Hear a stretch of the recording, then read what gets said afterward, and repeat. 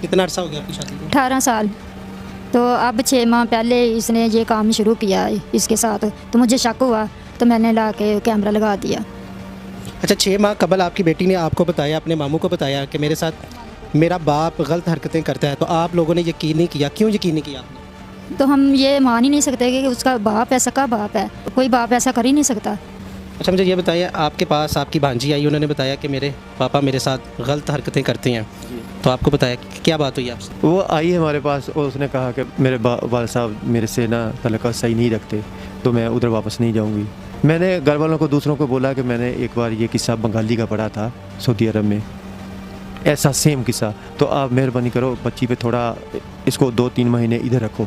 लेकिन किसी ने भी बात नहीं मानी, बोलते ये ऐसे कैसे हो सकता है। फिर हम खुद उनको इसके घर में छोड़ के आए हैं, लेकिन हम ये हमारी गलती है कि हमने बच्ची का यकीन नहीं किया, तो शायद ये